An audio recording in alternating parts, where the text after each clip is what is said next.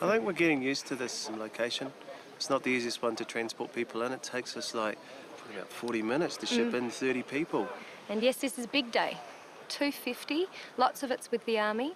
We've got a few independents and they've travelled from all over the place, like Napier and Palmerston North, and we've got a whole heap of Wellington elves who've come up to be elves here again. So we've got a good, strong bunch of regulars that keep coming back.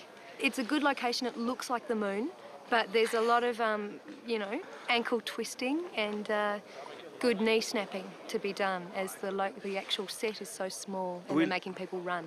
We've been using the Army and we lost 5 orcs in the first day. Basically 2 to claustrophobia, 2 to twisted ankles, and 1 to a busted Popped out knee. Yeah. So. And in total it's 7 down, I think. 7 down. 7 to Ruapehu, 0 to us. Yep. So. Going through them like flies. And the moss. I don't know if you've heard about the moss. Doc's probably round, but yes, we're only allowed to walk on the carpet, and you've probably seen a lot of carpet round. Oh God, we're probably standing on moss. Actually, so it makes things a little bit difficult. Sometimes we've seen people going to war and then they're dodging moss instead of thinking about going to war. So we try and keep an eye on that. But we're very environmental, and everybody's very careful. Go the moss. Go the moss. Rocks. Rocks. Rocks. Yep, only rocks. Moss. Oh, shit. Moss. Avoiding the moss. Going on to come. Avoiding the moss. Going on to the. That's great. Ready? Hold! Dorso! 1, 2. This is the biggest low-budget film being made anywhere in the world at this time. It's the biggest low-budget film being made in the Wellington area. In the Wellington area. It's the biggest low-budget film being made in the history of the planet. I know. I've always been asked, all the actors have already said, you know, with a budget like this, I can't believe we're like shooting in tin sheds. Where is all the money going? Did you tell them we built these tin sheds?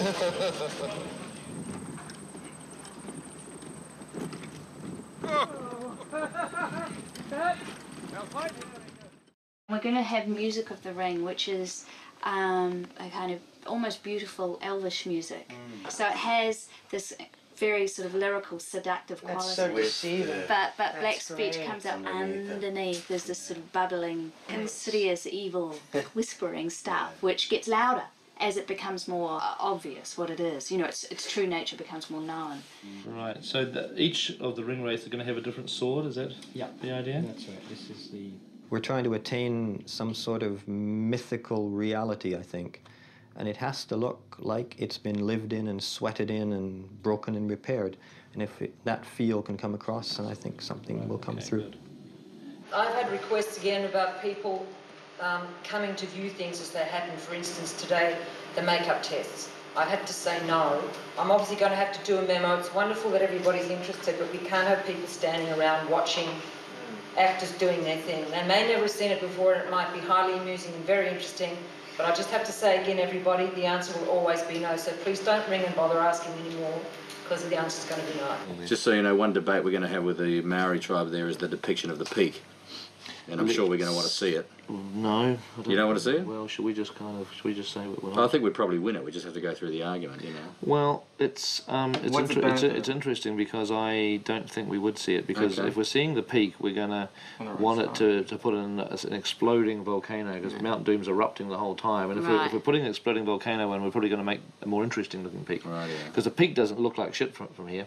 Right. The peak just looks, you can't even see it's a peak, it just kind of goes up to a sort of a ridge line, and and if we're going to have Mount Doom, we just want a big cone blasting away up there. So this is actually bad photography. in a funny kind of a way, it's a situation where we'd point our cameras up there, but we might then replace everything up there with a miniature and a blast CG.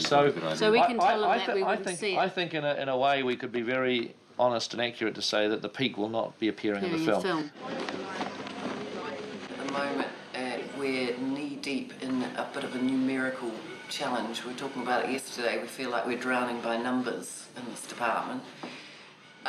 It's because the complexity of it that we need, because we've got so many shooting units, and there are so many doubles, both scale and big rig double. We had 64 Frodo outfits that we would need for the films and 32 Aragorns, and we were up to 133 bags, travel bags, for each of the characters.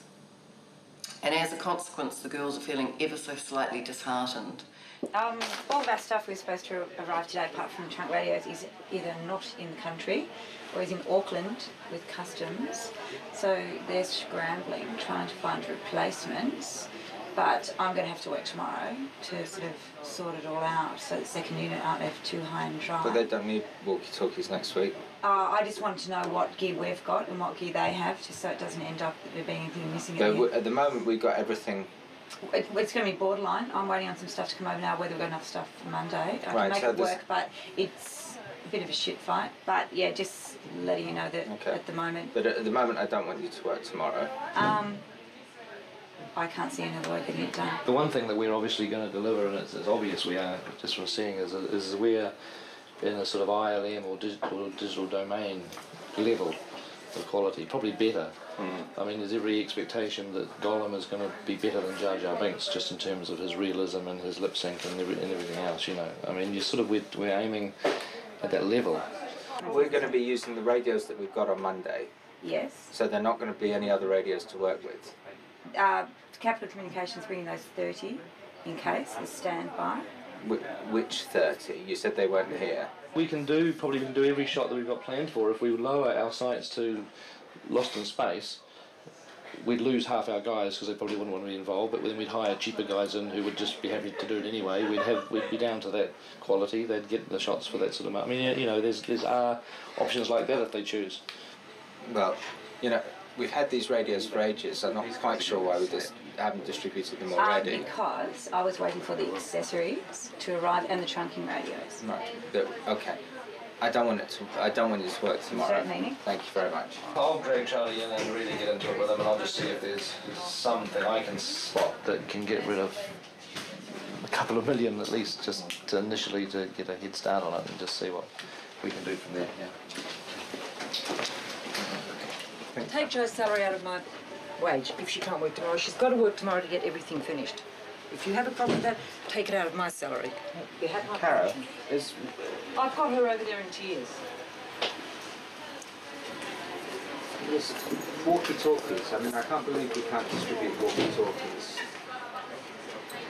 She has been working all week trying to sort out the mess that they're in. It's still not ready to be done. There's still people wanting more. She's battling with people trying to work out what they want. She cannot finish it by today. She has to work tomorrow.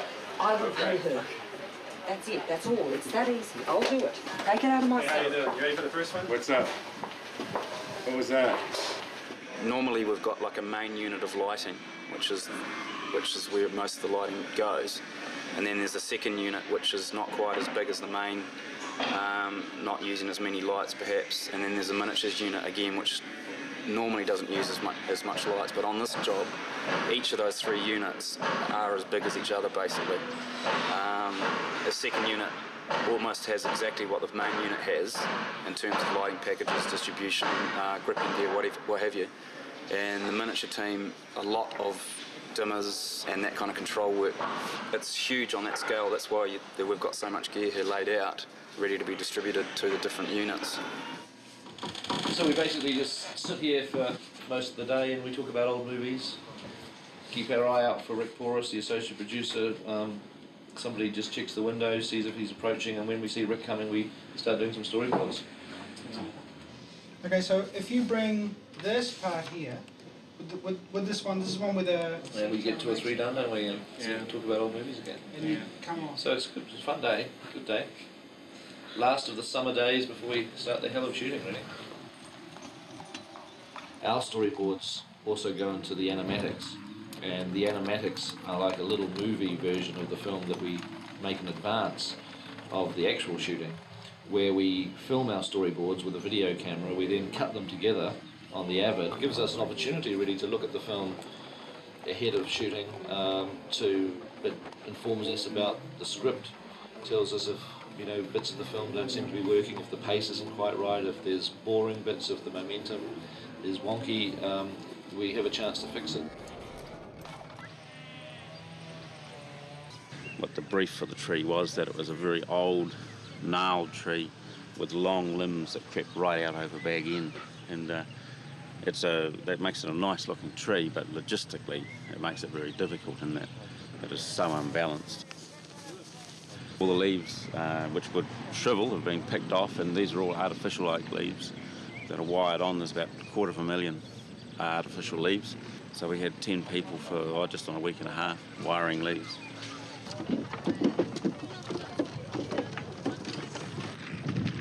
You've painted a lonely mountain. Echenin. It's from the verb echedo. Plural, not singular. That's right. It's Sindarin, the language of elves. First of all, standing or sitting on there, and then you're going to climb over the back. You have to climb back, and then you can go around. So your arm's dangerous there. That's all right. Yeah. Okay. Okay, Zane here hasn't been out at the big show for a while, and he's ready for the ramp now. Come on, Zane. It feels like a million different moving parts. Aren't connected, they're just attached. Nice. There's really nothing you can do as train for it other than get up in them and walk up and down. These hands work as the same scale as the rig, but they also hopefully double to show human contact with the hobbits and helping with the scale. Only a couple of carrots and some cabbages and those 3 bags of potatoes that we lifted last week and then the mushrooms the week before. Yes, Pippin. My point is, he's clearly overreacted. Run!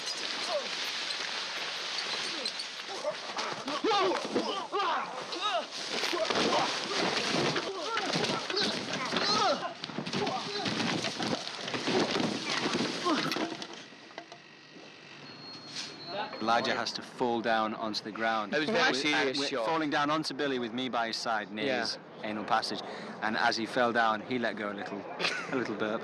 Right. That was great. Fantastic. Okay.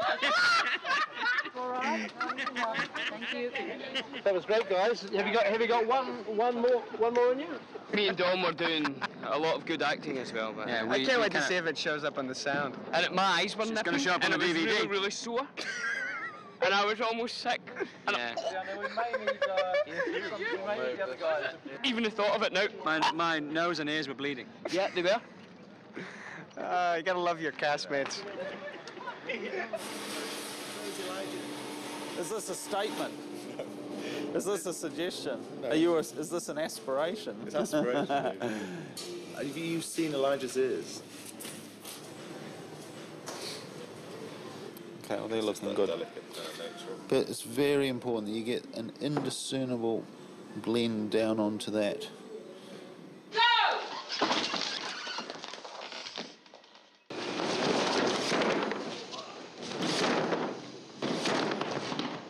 If you don't know what you're doing, you can basically send your knees through your chin. Go ahead and save him, I sell.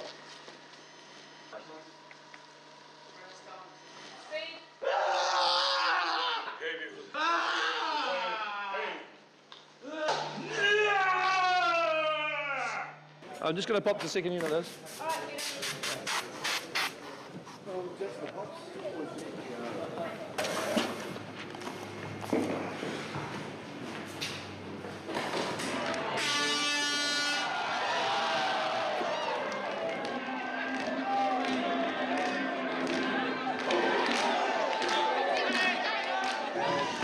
Go on, Sam. Ask Rosie for a dance. What, me? Just walk up and take her hand. I'll do it, man. I think I'll just have another hand. So this Elijah guy, you know this Elijah Wood guy? Yeah. Have you spoken to him? Yeah, a couple of times. I was speaking to him today, and he's just been a real idiot. He's up. Hey! Hey! How are you? Sit down, man. How are you? Hey, good, good. This party seems cool, isn't it? Elijah Wood! Hey, I've got a present for Down, you. Monahan? I've got a present for you. A present? Yeah. What for? Oh, just, yeah. Nothing. Yeah? Just something I picked up. You deserve one, man. Oh, that's cool. You guys rule. I'm gonna go and get it up. All right. Yes. Next time, I'm going to punch him right in the I already did that to him the other day, man. Yeah? Oh, yeah. He cried as well. He's like, Hey, mate! hey, hey, what's going on? Got an apple. Hey! Hey, you guys. I've never met friends like you before on a set. Shut up. No, honestly, I mean it. Nah, I would agree with that as well. Know about my apples? Never been so close to No. two people in my life. Yeah. Know about my apple? Who is that? Be an extra. I have no idea.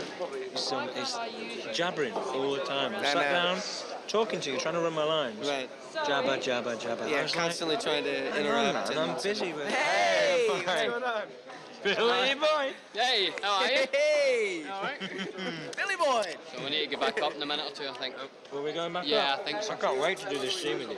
Yeah, we'll have fun, eh? You're just so giving. I think that's us. All right.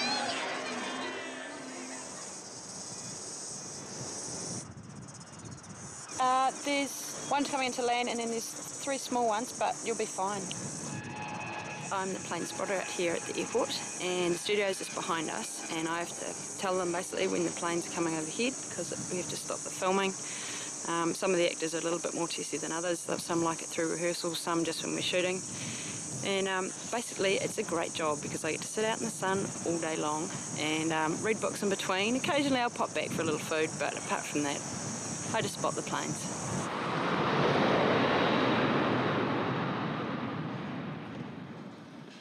We could try and get a shot that comes in through the doorway. Where does the ring fall?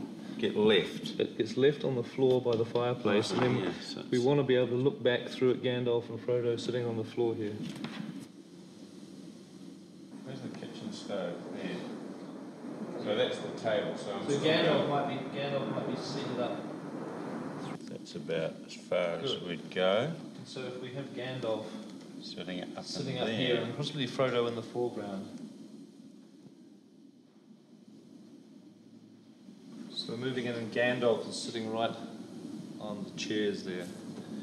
In fact, if we turn the chair around so that he had his back to the fire, we might get a slightly better picture, slightly better image. Yeah, because it's easier. The cable here.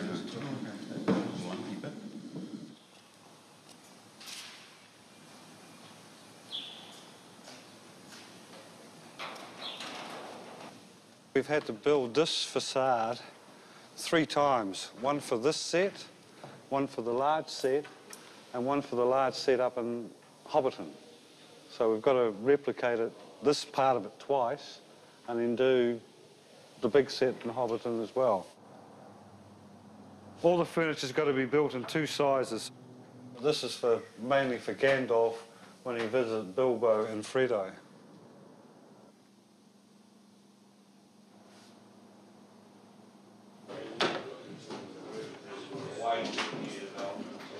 And that's like right at rigging.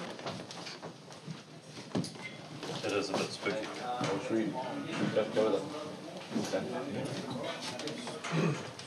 Well, they should have the checkers standing behind the other doorway, please, Joe. The same way we brought the cast in. We need to do checks and shoot. Set and action.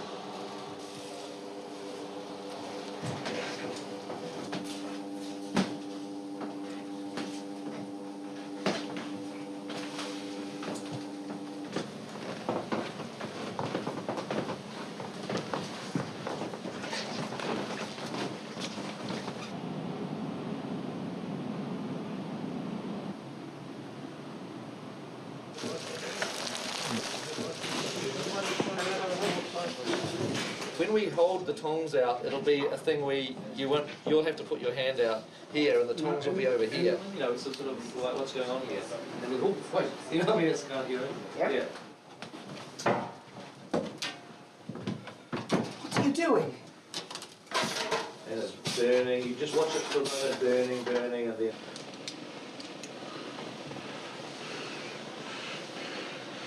Give me your hand, Frodo.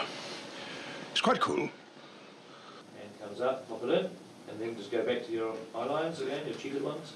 Oh, can you see? Can you see everything?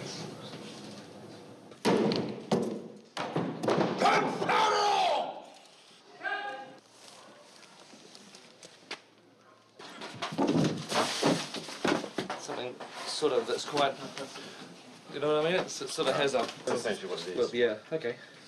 All right. All right, well, why don't I quickly go bang off this pocket shot so we can free up Richard and the other camera. You guys set up this for handheld. Yep. Yeah, okay, good. That's good. That's good. That's good. That's a good feeling. Now, should we just try it with Kieran and Sean running the same lines off camera here? So Sean and Kieran swap places. Now you've got a back pad on, Kieran? Little! Samwise Gamgee, have you been eavesdropping? I haven't been dropping no eaves, sir. I was just cutting the grass under the window, if you follow me. A little late for trimming that, isn't it? I heard raised voices. Speak! You're actually telling the truth, which makes you even more Keep scared. it hidden. We never speak of it again. No one knows it's here. Do they? Turn. Do they, Gandalf? There's one other who you put behind the ring. Gollum. I looked for the picture of the Emperor fountain first. Right, go. Stop this.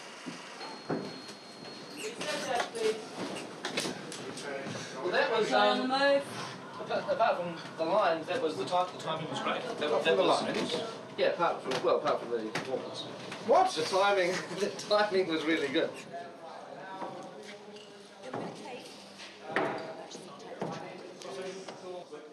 Oh, my staff's still in the other room.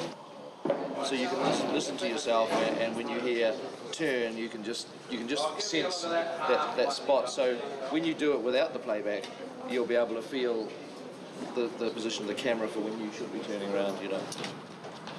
We put it away. We keep it hidden. We never speak of it again. No one knows it's here. Do they? Turn. Do they, Gandalf? How's that? That is so utterly confusing. Okay, it looked good. It looked good. Did it look all right? Yeah, you can use a little bit of... Flash. Here we go, and action. All right. We put it away. We keep it hidden. We never speak of it again. No one knows it's here, do they? Turn. Do they, Gandalf? And you're basically just And I can't go beyond that. No, Correct. but you can put your elbow down there. The more down there you are, the better it looks actually. You know, it goes back to the well, fire. I didn't try. No. And action. It is the Master Ring. In, gone, I, up, ra. We had videos made by an expert in Elvish, and this man has studied the language, he knows how it sounds, he's put it all down on tape for us, and so we've used him and Tolkien's words, Tolkien's book. How is it? Very well. Well, very odd. I mean, more than usual. Last week he wrote his will and started roaring with laughter. It's much better for the actor to find the accent finally, before looking at the script, from spontaneous thought and speech. If the actor can use the accent in his or her spontaneous speech, it means that it doesn't matter what's in the script, wouldn't you think? They can handle anything. They can then do anything that's thrown at them. No, food and drink will be flowing all night. Back out of the way. Straight up. Part of all the wine. Hi, as I go over my lines in embarrassment. Yeah. Okay, let's just check you at the bench for an opening frame. Action.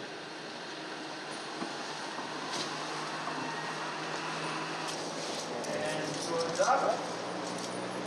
And strike. Strike. Strike. And it's snug in the scabbard. All the swords have a very slightly rounded off point, supposedly for safety, but if you tried hard enough, they would still go through somebody. It's just to reduce the risk to the actors a little bit. Actors don't like bleeding unless it's on cue. I've been a professional sword maker for about 12 years now, and 6 of those have been full-time. Since I've started here, I've been working on things that are the swords I've dreamed about working on, and I've also had nightmares about some of them. Since I started here, I've probably made 40 or so hero swords, 60 plus aluminium swords for the stunt work.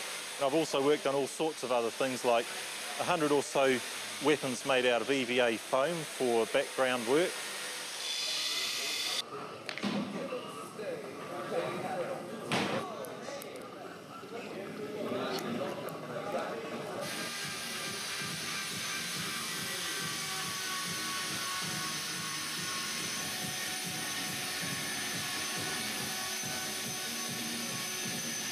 I had a friend who was really into sword fighting, and he tried it out, but his one was pretty heavy. I remember finding it quite difficult, so it'll be interesting. Action! I haven't slept in just maybe 2 days or 2 hours over the last 48. Lots of dancing, about 9 hours, and but yeah, no, fully into it. And action! 2, 3, and 4. Okay, once again. Okay. Putting the power in. 1, 2, 3, and 4. Okay, one more time. Pull the voice up a bit, don't. Yes, okay. On guard. Okay, just wait for the cue. And action.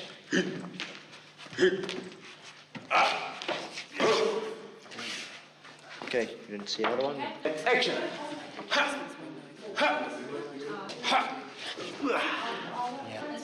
Okay, yeah, place yourself. I've only got one thing to say. Yes, what? Yeah. Summed up my whole. You can't be.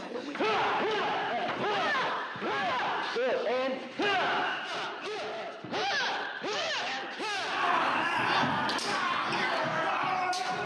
that's good. Wonderful. I think the majority of people watching a sword film love the action, the sword play. I have a saying about swords that through life you have a constant struggle between good and evil. And in the old days they used to settle that with the sword. That means you're standing with a sharp sword, eyeball to eyeball, with the goodie or the baddie, whichever you want to be.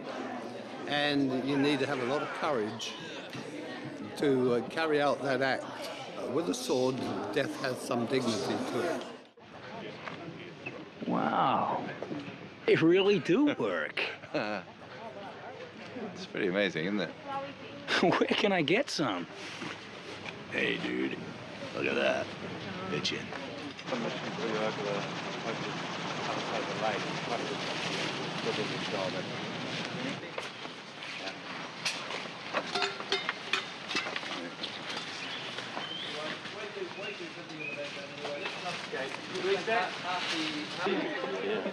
I was so excited because we've been hanging out for about 2 years. When I first heard the movie was going to production, I actually wrote a letter. I would have been about 16 or 17, asking to be part of it.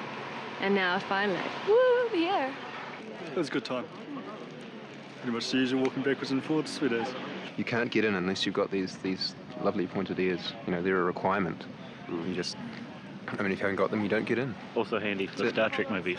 Absolutely. Yeah. Trying to find extras, it's important to get people that are really into it and that aren't, oh, I don't know, that aren't annoying.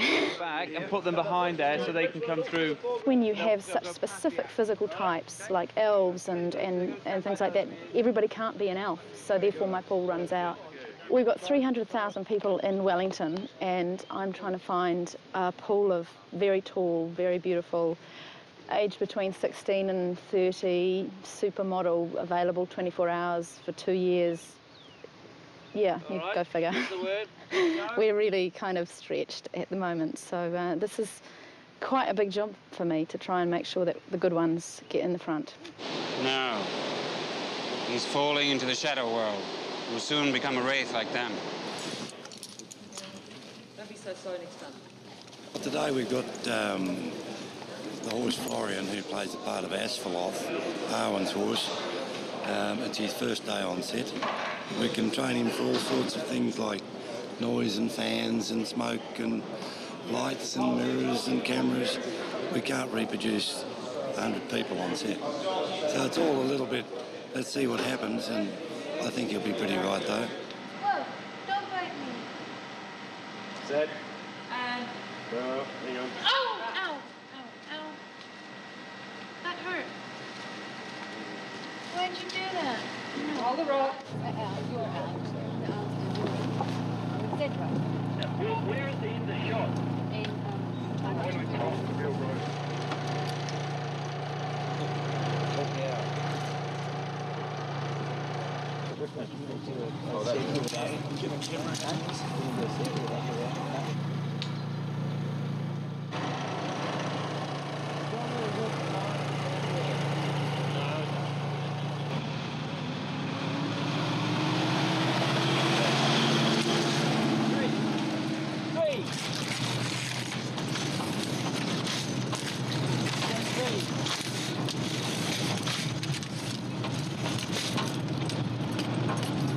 Cut it there, please.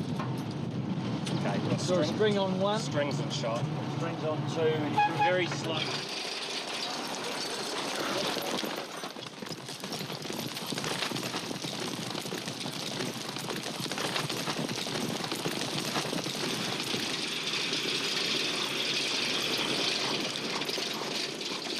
So Liv comes up and grabs them back, pulls them back into the... Retrieving them back up. Which would be nice, just really to... Well, should we do the hit as well if we're going to do that? Or no, you happy with it? You want a one like that? Oh God, it's raining. Guys. We have the worst luck in the world. This rain's going to trash the costumes, just sort of give it a chance to ease.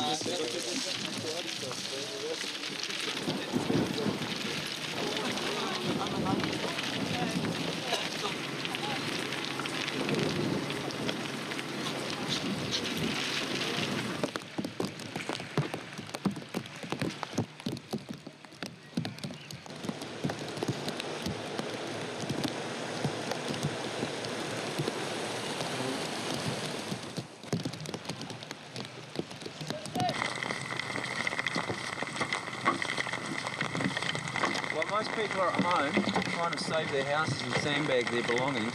We make a film.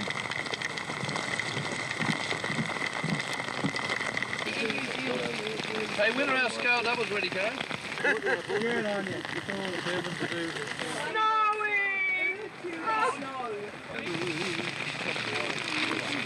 Richie's made snow just to keep you happy. Just absolutely brilliant. Thank you. As they're slipping it up, just slip this chap back. Well, you'll be here and they'll be there. You keep down with the head. You're disappearing. We can have you going behind the bush and then...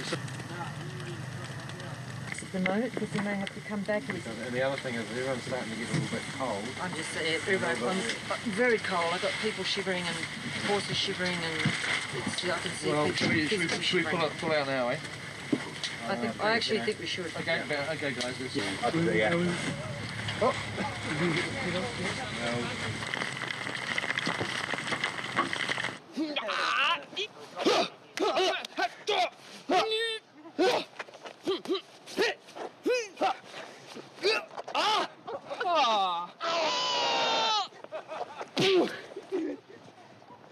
Done and done.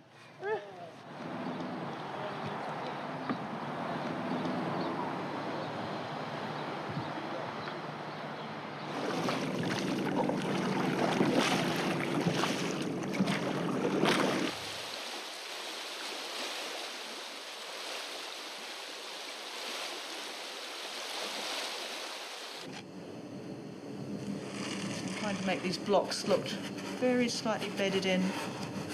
They've shifted a bit over the years, they've slumped, they're weathered, they've aged a bit. Crack. There you are, instant aging. You realise this is a top secret process developed over 1 million years by cavemen and model makers alike.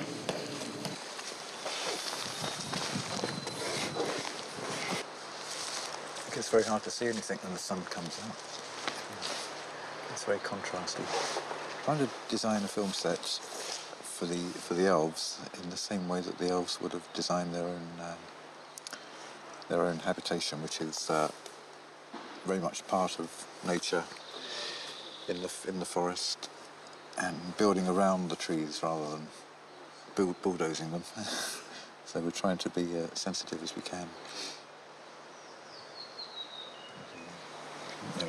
The logistics of actually getting large pieces of sets which are built in Wellington, transported out here, and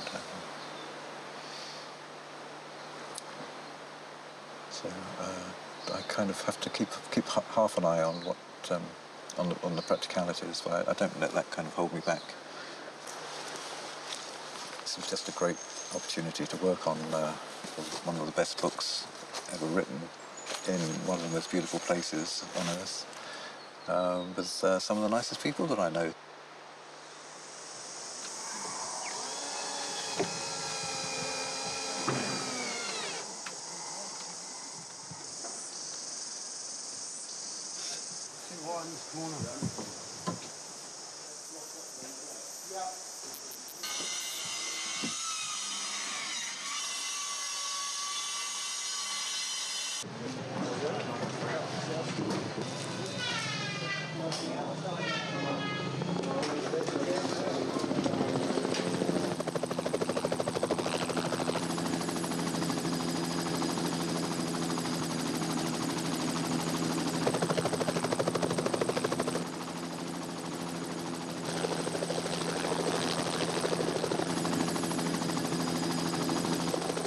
Wind draft from the helicopter just pushing the set around, so it's better to get rid of him and we'll just get some guys out there and we'll lift it into position ourselves.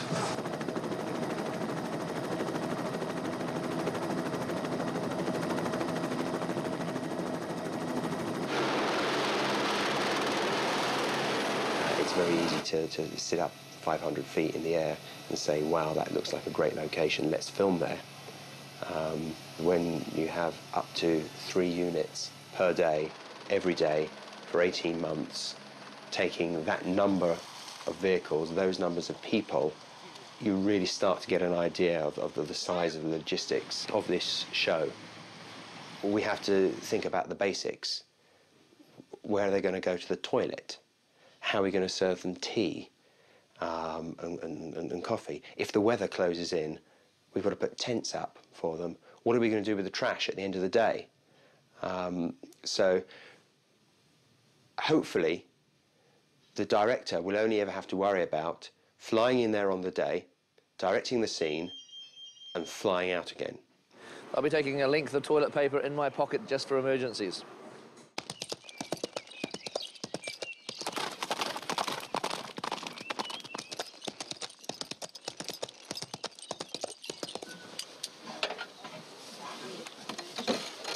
Those turret things were on the outside, but maybe there's different. Oh, well, it's obviously the right side. Honestly, I thought I'd just throw a blue behind it when we get the line up and shoot an element, and then that would become the basis for the painting that we pin into it. Right.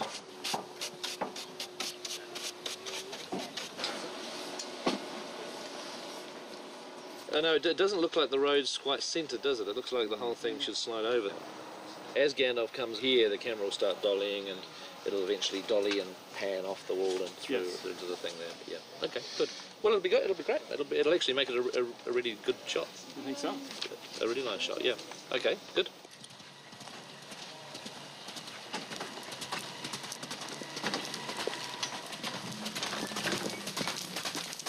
I think we were late getting away. I think we're a little late getting away. We need to just whiz another one.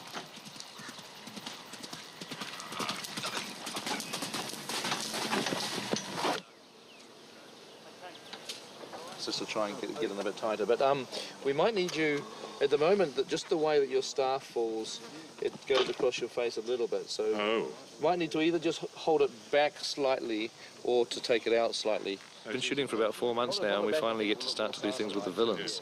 Like we've done a lot of shooting with the hobbits and Aragorn and our heroes, and it's great to finally get the dark part of the story on film to start to set up the sort of the opposition, as it were. So it's good. It'll be fun to do this stuff. Alrighty, we are ready, folks. We're shooting this light. This is a shot that reveals a flock of crows that had been sent out by Saruman to spy on the Fellowship, flying down through a hole in the ground down into the caverns below Isengard.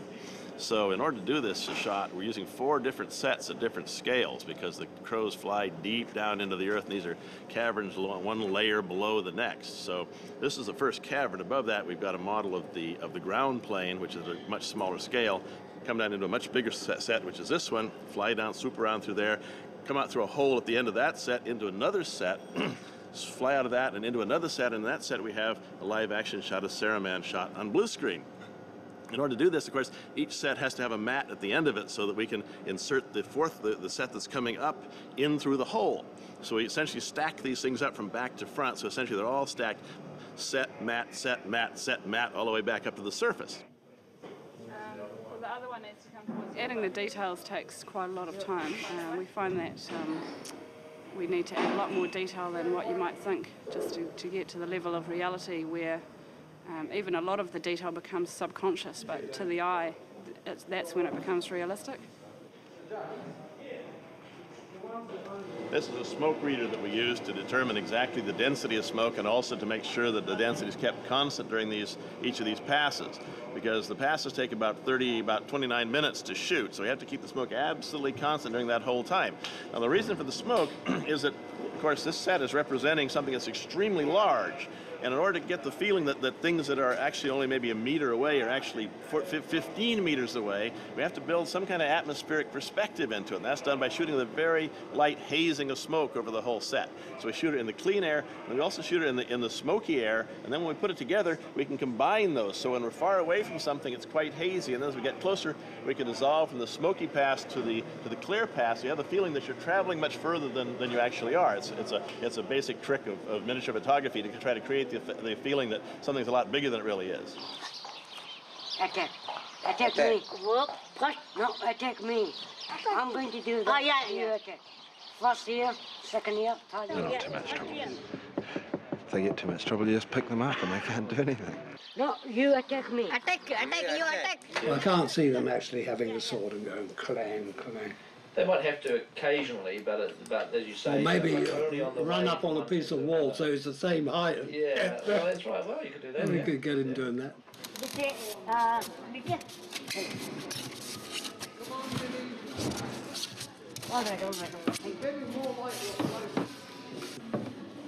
The two to the left, you two, you have to cower against this, and then Sam says, "Get back, you villains." I forget the term, but anyway, get back, you so-and-so. Okay? Yes, sir. Get back, you. But bad backward fall. You'd look where you were going, and then you went back like this. Okay. Hey, come on. We put your... Give him another match. Oh, extend that. Give him another. Excellent!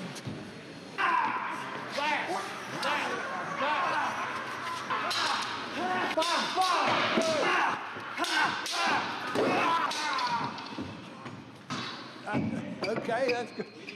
Help him up. Great. Not so great. We've got to do another. It was almost great, but not quite.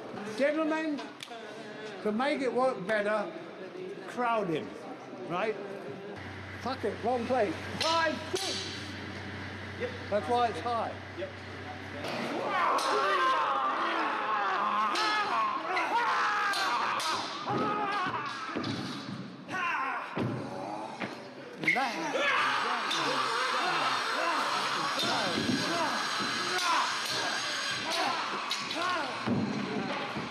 I want your head to touch back. Yeah. On his spring. Come on now. Okay, try it. Do it. Go. Right, yeah. Go on. Boom! This works out well where you can sort of probably not use the master very much too as well. Yeah. Which would be quite good, wouldn't it? If you don't use the mouth, then what about your eyes? You reckon it'll be contact? No, they'll be fine. I mean, we'll just have a look at the footage, but I think we're not gonna notice. I think we'll be sufficiently far away. Yeah. Really? I think you'll be okay. I think this will be better than a mask, won't it? Yeah. Martin, you look just like him. Lucky man. He's flattered. Wow. So can we just strip everybody? Strip everybody down to their jackets and so keep the trousers on. Stand in the line. Act like you're going to wait for the bus. And then when I say mingle, you mingle. But don't cross the line. Because then you lose points. Roll camera. Hey. Set. Your call, sir. Okay, and if you could, if you just do a little bit of, rocking around. Nice to see you. You look like a kind of...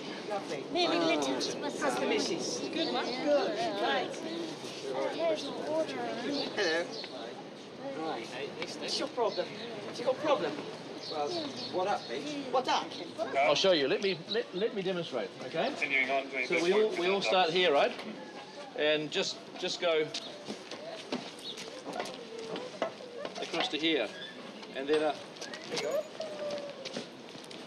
and be looking around left and right.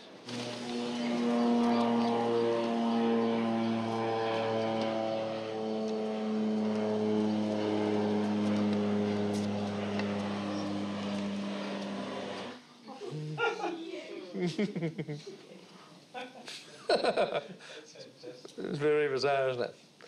It's a good one for the old DVD.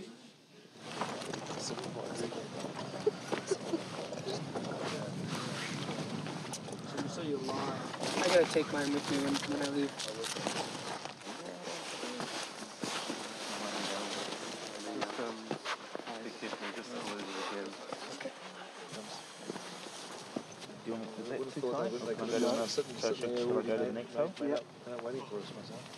My name's Katrina Talbot, and I'm the back half of Bill the Pony.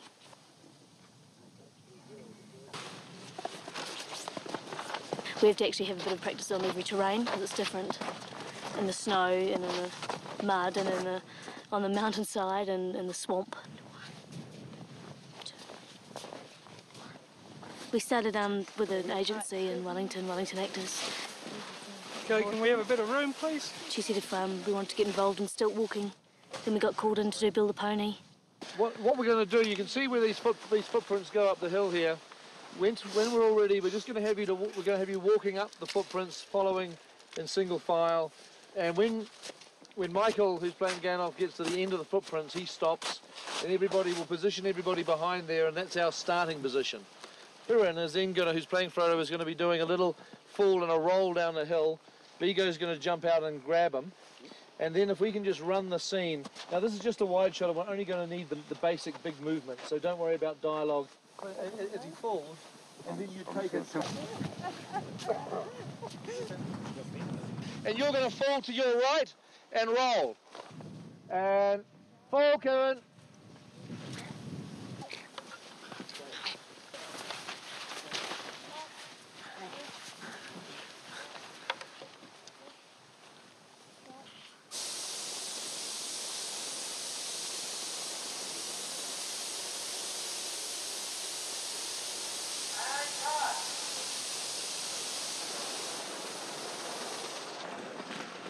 We've got the scene where we're walking through the snow. Using this product, we can make something that people can walk through. And if you leave it overnight, it'll get very stiff. And then we can use it for other bits of snow. And they use it to insulate houses. It's amazing stuff. It's the best snow we've had.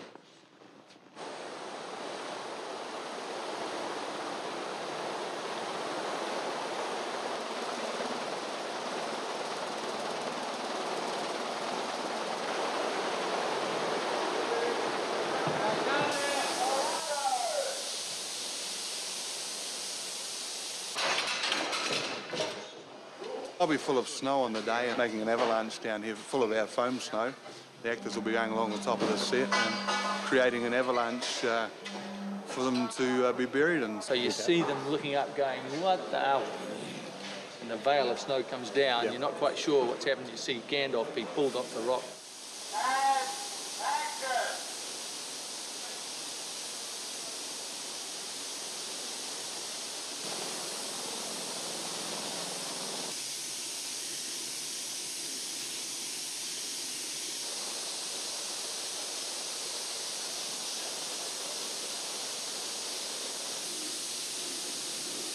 The simulated snow is a rice-based product.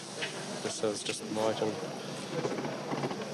environmentally friendly and doesn't seem to hurt your eyes. The rest of all the dressings are different products, the waxes and different foams and paper and Dacron. But apparently there's MSG and rice, which can't be good. No salt. Basically, it's like takeout. Hi, I'm Jamie Selkirk, post-producer and supervising editor on the show. I'll just pop you in here and show Pete Straightaways way on location. Come on in. Look at this. Widescreen, 34-inch flat-screen TV, audio cassettes, amp, SVHS player, DVD player, and SP Beta player. Pete can come in here when he's got a little bit of downtime while they're setting up a difficult shot in the studio or location. He can come down here, he can play his rushes, select takes, or he can look at any other sort of his favourite movies. So we'll just sit down here and take a wee nap on his couch, and we'll run one. When's the couch coming, John? Well, we're talking about it. Well... Should be soon. No one should expect me to come in here and cut without a couch. Okay, Just tell Jamie if he wants me to turn up to look at anything, there should be a couch here. Hey, Monday's good. Monday sounds good. Sam, start coming down.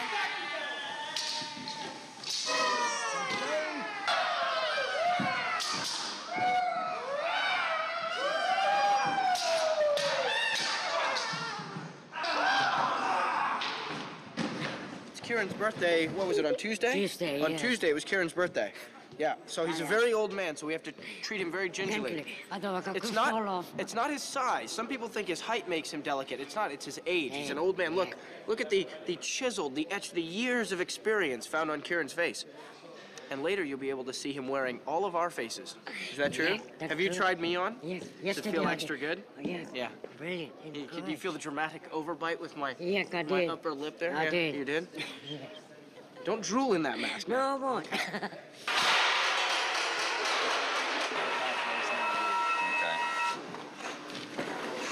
Any particular shot, we're going to have a floating moon. Yes. On a scissor. And Like a moon. Oh, you mean a light, yeah. Yeah. I mean, if he wants light coming in through the forest, he's screwed, yeah? No, they can shoot down over here. They can light above the blacks. I think we're going to be working in here predominantly with Steadicam myself. Yeah. Obviously sticks at times, but I don't. I think a lot of the feel of this really suits Steadicam. Yeah. And just in terms of, because it can be that slight kind of glidey kind of. I don't think it doesn't need the precision of grain and dolly. I don't think it'll feel a little bit more loose, I think. Is Frodo at the back? Is it Sam in the front? Yeah. And on action, they'll just slowly come down.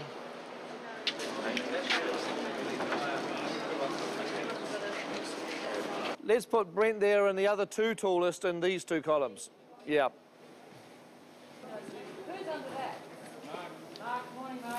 Okay, so the concept here, guys, there's going to be a lot of wind and a lot of noise, and we're not going to be able to talk to you. So when you hear action, which is a toot on the air horn, and then one step at a time, very slowly, like you're in a funeral procession, you just start to move down towards the hobbits, okay?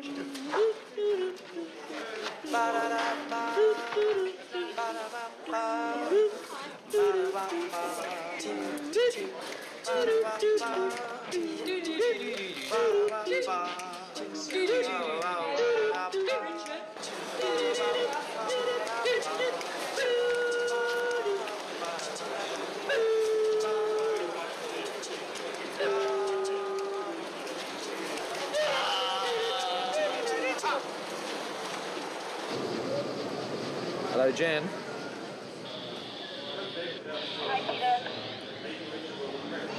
So can you just prepare me a memo to the art department, please? Can you can the memo just say that Peter wants to see designs and sketches of all hand props before they appear on set? Absolutely. And that Boromir's bag that was presented to me today is rejected as a piece of design. Boromir's bag? Boromir's bag is rejected as a piece of design. I don't like it. Okay. And that Boromir will need a bag within the next 2 or 3 days, I guess, so that they better come up with some ideas. Do I have my bag at this stage? Yeah, I just need to. We'll drop that down on final. Because I don't know if I have it at the Moria Mines.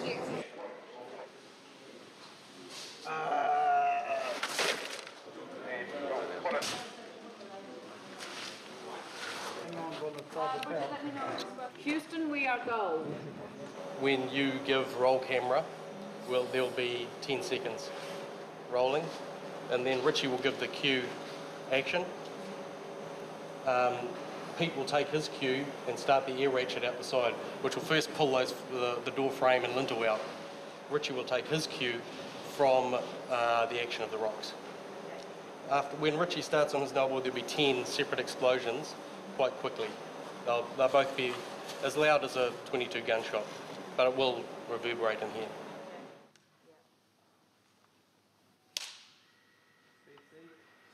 Speed on 8.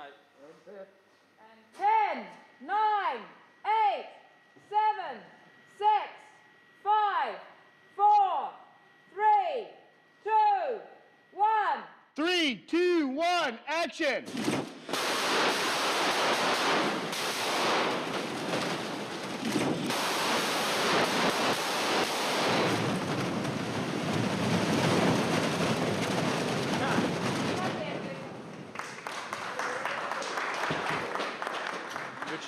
Let's do one more of those, just for luck. It was great.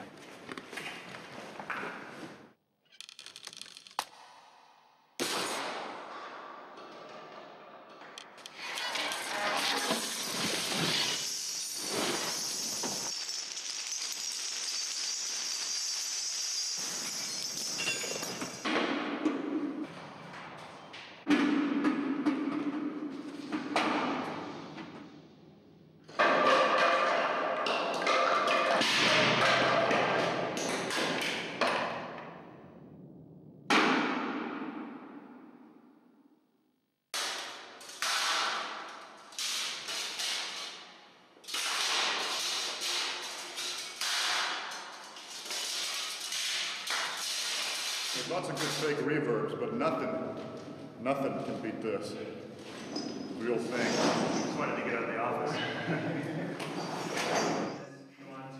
What do you want to do? Well, I want to hear it from wherever, what it's like. If you want to just, we've got a sequence of cave troll voices that Peter has listened to and likes. We're going to try to play those through the speaker here and get the natural ambience of the tunnel. Mostly that'll be used for off-camera shots in balanced tune. Hey, Dave, do you want to power that thing on? On now. It's on? Is it pretty loud? No, it's just pretty scary. Can you get any more out of it?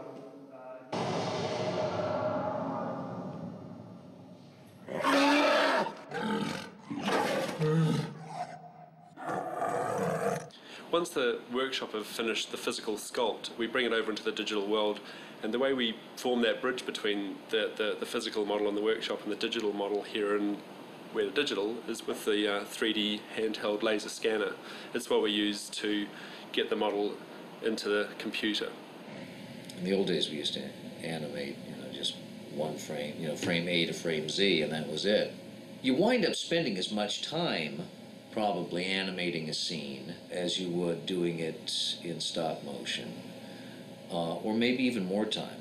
You spend that time refining the work and making it as good as you can make it, rather than just, slowly, carefully you know, walking the tightrope of stop motion where you go from frame A to frame Z. But Gimli backs into there, the cave troll thinks, right, I've got him. You know, that, like, there's nowhere to go in there. He can't dive. The cave troll comes for him with his hand, and just as the hand's coming towards Gimli, then...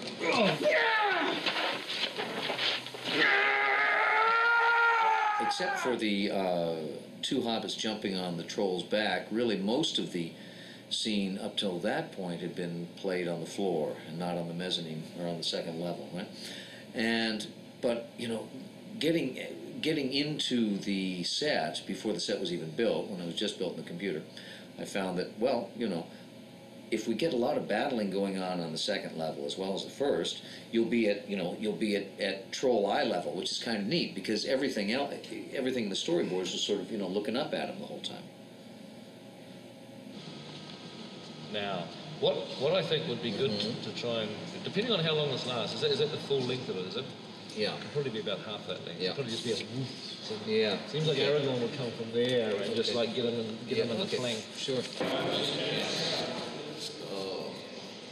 Once you have that basic choreography in the miniature digital set, what you could do was then put on virtual glasses and see that choreography from the point of view of a camera you were holding in these glasses. So you grab the camera and you run around and suddenly you're in the set with this big troll and you start covering it like a news cameraman, basically. And he wanted it to have a sort of slapdash, non-compositionally oriented feel, I think. Feel like it's like everything's being grabbed.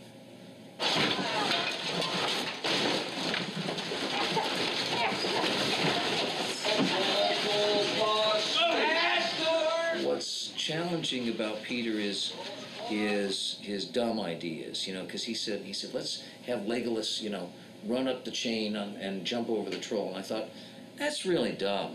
But, you know, and I wouldn't have come up with that. So let's see if there's a way to, you know, to stay with that and not talk him out of it, because sometimes you'll hear something that's out there, but and just say, oh, that won't work, that won't work. But I've seen enough of Peter's work to know that A, he's out there, and B, he usually makes the out there stuff work. We get on the set, and Jeff Murphy's directing it. They're setting up to do Orlando running across this thing. And just as they're getting set up to do the first take, I said, Jeff, listen, why don't can we just have him grab a moment in the center and pull an arrow and try to fire it into the guy's head? Because that makes him more aggressive than just you know, acrobatic. And he can try to fire it into the troll's head, and the troll will knock him off before he can fire it, right? And so we'll see if we can talk Peter into that. So we did, and then Peter thought about that for a while. He said, no. What we're missing is him actually firing it bouncing off his head, and then him jumping off to get another shot at him, right? So that's sort of how the collaboration has worked. I'll have an idea, then he'll have an idea that tops that, and I'll have another idea that tops that, and he'll have another idea that tops that. So they just keeps building, you know. Okay, here we go. Straight into one, please.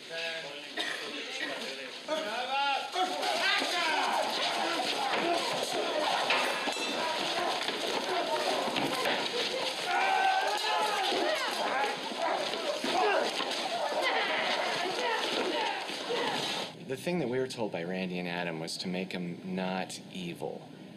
You know, they wanted him to be more like an animal, that, like a pit bull, where this is what he did well, was destroy things. And so at the end, they kind of wanted you to feel a little bit bad for him, that the Fellowship kind of had to kill him, but he wasn't like a raptor or somebody who's just pure evil trying to kill you. So at the end, Adam Valdez did the shot where he, you know, gets an arrow in the mouth, and you kind of feel like, oh, that poor guy, you know. So that was the kind of direction we got from them. They've got to defend themselves, and the only way they can stop him is by finishing him off. But that doesn't mean it's a great cause for celebration when they do finish him off. And I frankly don't mind if the audience feels a little bit dirty when it's over. being given the Balrog as the first creature I had to texture was quite intimidating, considering it's the main nasty creature in film 1. We had the big maquette hanging on the wall that was beautifully sculptured. We took that and photographed it, and I used that as the basis of the design for the way the wrinkles would flow over the body. Then I took photographs of elephant skin and used that to get the really fine detail into the surface texture. I think we have a total of around 14,000 total textures on the Balrog, and it can be a lot of work to actually just merge the different layers together, especially with a creature like this that is self-illuminating. He lights himself from inside, essentially like he's on fire the entire time. So we needed to see the global amount of how much he could light up, and this is definitely taken to the extreme, and we have a couple of areas where he just gets white hot that we have toned down quite a bit. And then this is, of course, just half the creature, and then it gets duplicated to the other side, and it makes it faster for the texture painter to be able to paint that way and see what the creature is going to look like before having to do twice the amount of work. Well, this is just the various views. This is the view that we'll finally seen up on screen, and this is exactly the same moment seen from various different perspectives. You can twist your way around it to see how things are looking from various angles. A representation of where Gandalf is in the final thing there. The difficult thing that I've been finding with this shot is getting the transition between the Balrog coming forward in a threatening manner and the realization that the supports have gone out from under his feet. There's a kind of a moment in between those two ideas that's been a bit of a tricky transition to get. When a set dies, it goes to set heaven. We have this person called the Strike Master. Grant Fahey comes along with his little elves and destroy it. It's a fast process, and they start from the top. They go to the bottom and sweep it out. It's all over. Tragedy.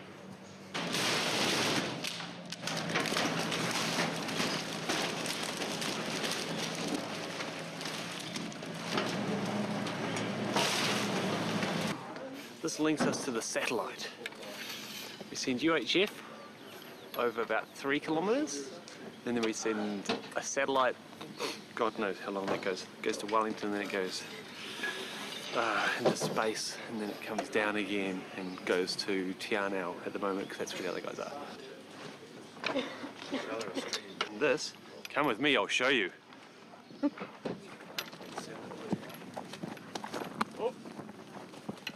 Nope.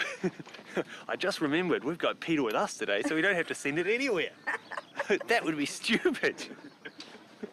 Kate Blanchett is travelling this way to walk across the river. Hi. Now you've got to go back the way that we come in the mornings, and you'll see the first set of cones, and there's a couple of lights there come straight through the first path. Bringing Kate in, but we have to drive her in. So Missy is establishing the cleanest way to get Kate to set. I think Galadriel's all a bit poncy and a bit overexcited with her status. We don't all need boats. You could have got the bus, used public transport, or the subway. The thing about Peter Jackson is he'll never ask you to do something unless he's done it first, so he's going to go in the water now.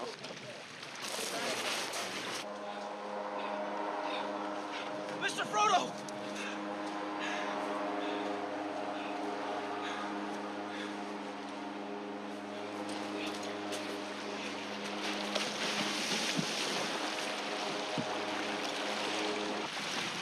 Down and have a look at his foot. Mikey, where are you? Let's sit him down and have a look at his foot. You want to sit on the bench or do you want to sit on a chair? We can go to a chair.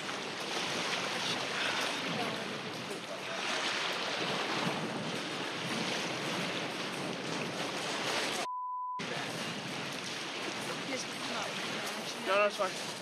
Oh, right, kill that thing. Yeah. Have a seat. Just there was a stick pointing straight up in the water, and I just landed right on it. Careful, careful. Just, Yeah, now it's bleeding too, so... yeah, it's gonna be bad. I mean, I don't know how. Bottom of the foot and just peel it back so that we can get out of the wound. Good. Should probably elevate the leg more. It's not too high. Foot hurts. I actually had a premonition right before we start shooting that I was gonna get hurt, but I thought I was gonna get hurt jumping over the log. Jumping over the log? Yeah. Well, no, I just... Careful, gentle. Right, there we go. Looking like you're probably going down. Oh my God! Doesn't, yeah. Right. It's a lot of blood, man. Mike will get a It's a lot of blood. Probably going to need about 3 or 4 stitches there.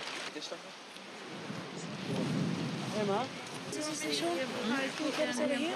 No, it's sticky. It's going to be sore, but you know, should be all right. It's an hour in a car to Te Anau, and it's 20 minutes here to get a chopper here, and probably only 10 minutes to Te Anau. Yeah, we'll go for that then. Yep.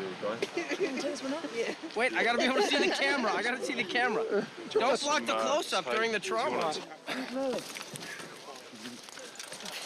Because I feel a screw going. You feel a screw going deeper and deeper into your shoulder blade.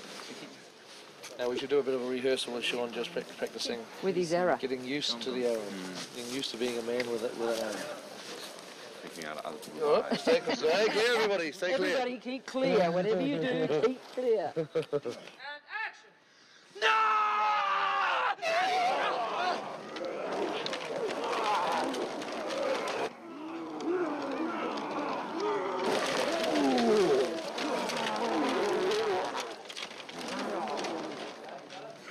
And then I can hear the Iroquois just like this with the pom-poms cheering me on.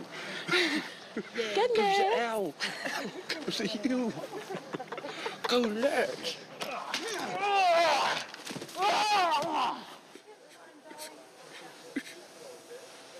Idiot! Is it better? Aragorn running. Cool. Well, see, he goes to the list. Oh, so he does that. Is the head off. In cutting the action at Ammonhan, the climactic battle at the end of the film, together, there are a few things the editor asked for. He noticed we needed a close-up where Aragorn registers, after killing Lurtz, he registers that his compatriot Boromir is dying, and he needs a moment to go from victory to tragedy, and he runs off to Boromir. So we want to pick up that moment. And then we also want a moment where Merry and Pippin realize they're about to be captured. There's a point of view of Uruk approaching them. As you get into Ritchie, come down like this, and then like you're going down. If they're down here. I want it to look like you're coming right at the camera to pull. Actually, quite a lot of effort to be able to do this. And I find myself conflicted. But right now, finishing the movie seems to me to be the most important thing, and helping Peter out in that fashion is appropriate on this film. It does take me away from a lot of other responsibilities I have. Raise your thought. That's it. Like that. He's mad. Sane goes off shooting his own film. There's very little relationship with the one that we're making, but we have to keep him humoured. We have to keep him feeling happy and good. So we just give him a camera and a crew, and he's as happy as Larry. Stays off our backs. It's a brilliant scheme. Going? Yeah. That was great. Much better. Yep. Oh, Vigo. Sorry. Hey, Vigo, are you on camera? No. Yeah. We could have used him. Hey.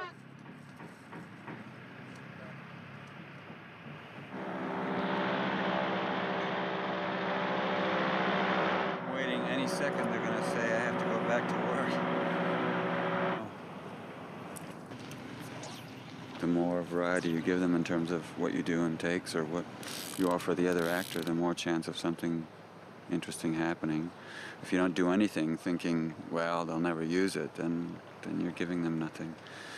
And when we're going at the rate we're going here, it doesn't seem like it. Here I am fishing and all that, but that's because I'm waiting between shots. But we don't have much time to get it really right, so the more you can throw out there, the bigger the better. I think I better go learn my lines and forget about this for a while. Your killing machines move forward with the intention that you're going to kill. So keep it fluid, not stilted. Give it the best you can. Thank you.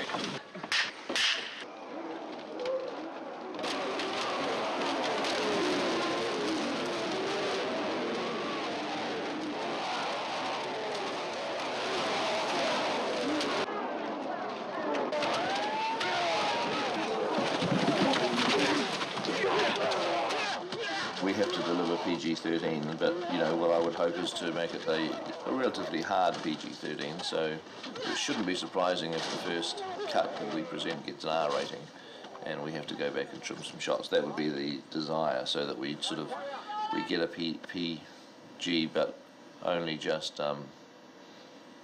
sneak in, as it were, by having to trim some shots. And then, of course, whatever we trim can go in the DVD edition.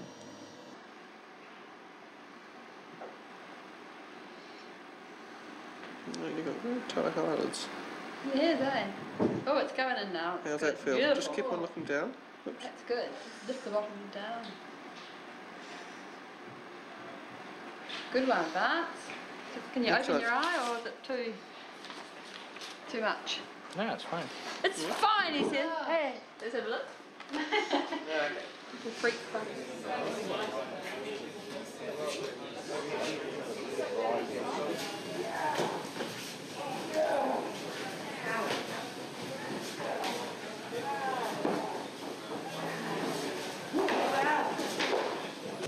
You'll arrive, the others will arrive behind you, Thomas will arrive, and then go. So you're only probably on there for 2 or 3 seconds. And we'll make sure once they'll come straight behind you, and we'll make sure everybody stops safely. People should just move in and grab a goblin. Yeah. Grab a goblin. Grab a goblin.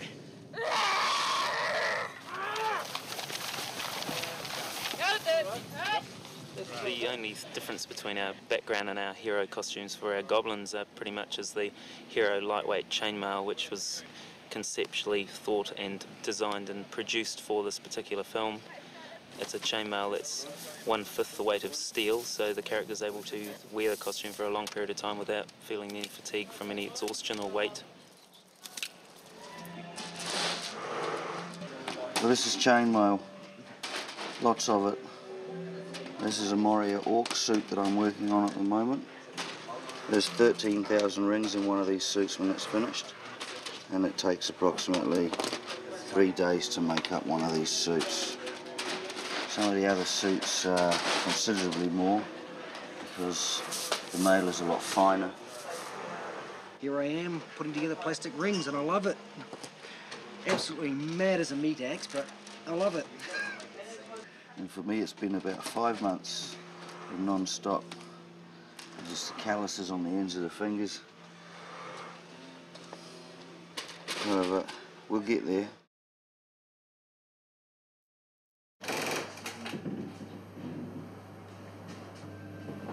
Welcome to the bubble. Welcome to the bubble. This has been our home for what, the last year? 2 years. No, we only had the bubble for about a year. And the hostage. Oh, and the hostage, yes, we can't forget the hostage. He still hasn't coughed up his secrets. This is 5 million rings that we've put together, which is 10 kilometres worth of chainmail if every ring was stood on its edge. The only reason we know this is because the amount of materials that we've ordered through the supplier comes to 10 kilometres worth.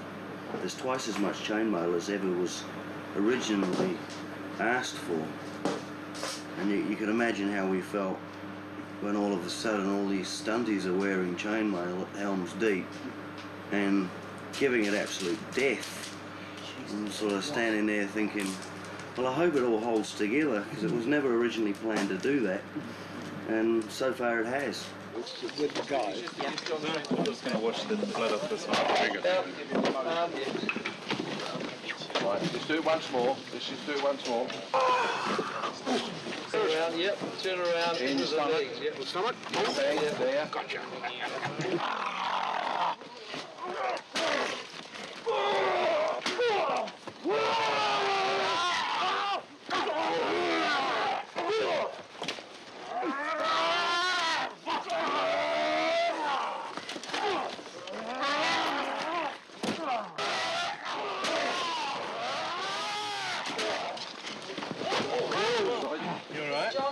Big Pete. Right, John? Yeah. Well, this afternoon we've got the pleasure of Christopher Lee's company. Take two. Quite a few of his scenes were at some really bad noise, background noise, fans, you know, humming. So he's coming in to do his ADR, or looping, as they also call it, to replace his dialogue lines. Power. Greatest power. No, I think it's power. You want more? I think power is the word. 3 rings for the elven kings under the sky. In a sense, Most famous. is the most famous quote of the whole It is.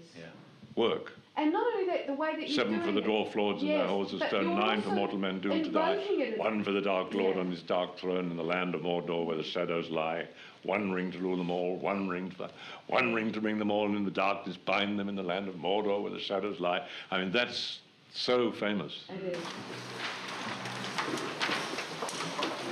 In Moria, we translated a text that Philippa and Fran wrote that are based on the scenes of Moria, and the text was translated by David Sallow into Dwarvish, and we used it.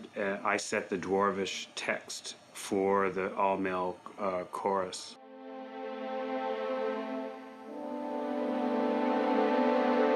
The orchestra set up very much as the way a pit orchestra would be set up in an opera, and you could imagine the proscenium of an opera stage to be the equivalent of the screen in the cinema. And the chorus is used in a way that it's coming right off of the screen. It's actually playing right through the screen, and the orchestra is below it.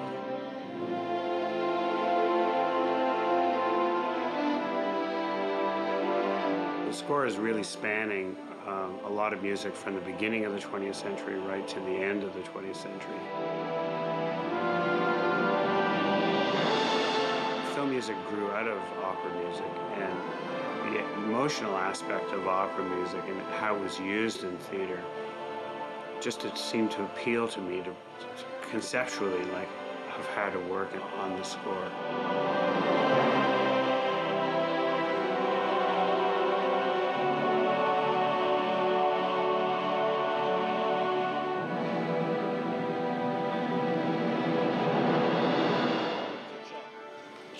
Just to fill you in on a little bit of musical history, Billy once did have a trumpet tree which he planted in his garden. Yeah, it was a lovely thing to see, but the council came and rooted it out. Premix mode, it's like we're building a house, you know, we're sort of going through all the different sounds and all the different ambiances. I think you just have to punch it up a little bit. Hundreds of different tracks and sort of deciding how that they should be juxtaposed to the film. For us, it's where we get to see the film sort of blossom into, take a whole new dimension into what it ultimately is going to be as this wonderful experience.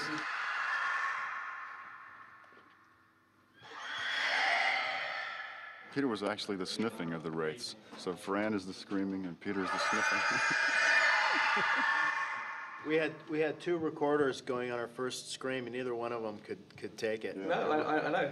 It's amazing that she hit some frequency which is really disturbing. Yeah, and a level too. Because we were standing across the room and she just like went, you felt my hair go, and the paint was peeling.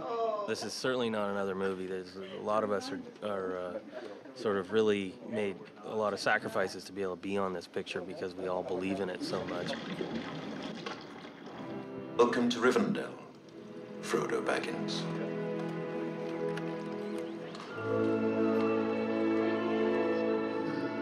Have it all finished in a week and it'll be a release. It'll be 1 down, 2 to go. But I will have a little break, so I'm sure I'll feel much better after the break and launch into the cutting of film 2.